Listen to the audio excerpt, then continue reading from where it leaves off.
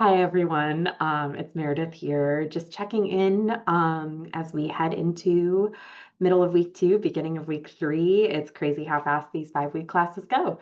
I wanted to check in, and I'm hoping to do so a couple more times this term as well, just to chat about what I'm noticing in the stuff work you're submitting, in your plans for your final projects, just some overarching trends and some thoughts on those. So first of all, I've been really excited to see the directions that you're going, the patterns that you're noticing, especially around your final project proposals. I wanted to take the opportunity to kind of talk about two big categories that I noticed and a couple thoughts on some directions, some challenges that might happen with those categories. So the first category is those of you who are able to use this class to immediately implement social content for a brand that you own, a business that you've been working for a long time. I am super excited that this class can help you all in doing that. I am really looking forward to seeing how that goes for you and seeing kind of how working in this environment might give you some new ideas, new inspiration.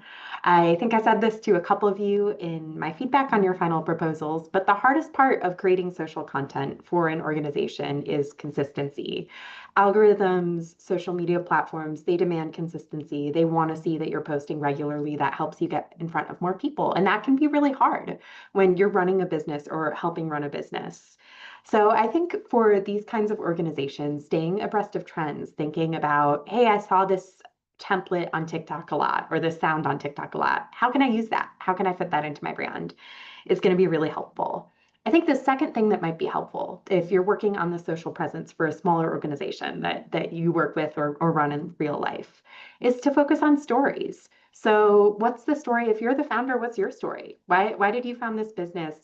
Who are you? Where are you from? Like what motivated you to create this business that only you could? Same deal if you're working with someone else who founded a business or an organization. So really highlighting the people, the voices, the narratives behind these organizations can be a great way to connect with audiences, to build authenticity, and to create content that people like to watch. People love to watch other people. And I think that's a cardinal rule of social media, regardless of the kind of size of your audience or the scale of your business. So that covers one category, which is those of you who are working IRL with brands that you're affiliated with. The second category, a lot of folks are like, hey, I love Coke. I love the NBA. I love Glossier. I want to do this. I think that's great. I think a lot of you talked about how you use these products in your everyday life. And so you can kind of speak directly from the perspective of a consumer. I think that's really good experience to draw on. I would say the one caution, especially if you're doing a big global brand like Coca-Cola, a sports league, something like that, is that that's a lot of ground to cover, right? When you talk about the audience for Coca-Cola, it could be everyone. It could be, there are any number of different ways that you can kind of think about what that audience looks like. And a rule in creative content in general, but especially social media, is that specificity is more likely to resonate with people. Being able to be specific about like, who is this for? What are we talking about? Like, who is this audience? What is this product selling, essentially, is really helpful. And that can be hard if you're just thinking about it as a general audience. So, how do you work with that challenge? My advice would just be to think about subsets of that audience. So, again, maybe you're thinking about Coke.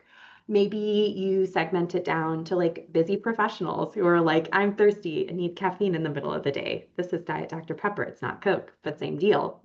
Um, Maybe you think about Coke and its connection to like families and family gatherings. So again, just kind of really thinking about how can I get more specific? How can I speak to like specific experiences that specific people might have?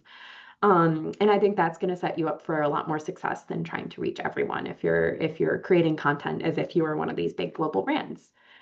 So with that in mind, I think that's it for now. Again, I've been really excited to see this content come through, and I'm looking forward to seeing not just your visual and written content this week, but also your feedback on each other's content. My approach is going to be if you guys are giving each other feedback, that's awesome. That's the goal of this class. Um, that's great. I'll kind of just keep an eye on that, but let you guys run with that. If you aren't getting a lot of feedback from your peers, that's where I'll kind of step in. Or if I see something that I'm like, hey, like, here's something that this person might not have noticed that they need to think about. That's when I'll kind of step in on these discussion boards. But otherwise, great work, everyone. I really look forward to seeing what you create, and I hope you found this helpful.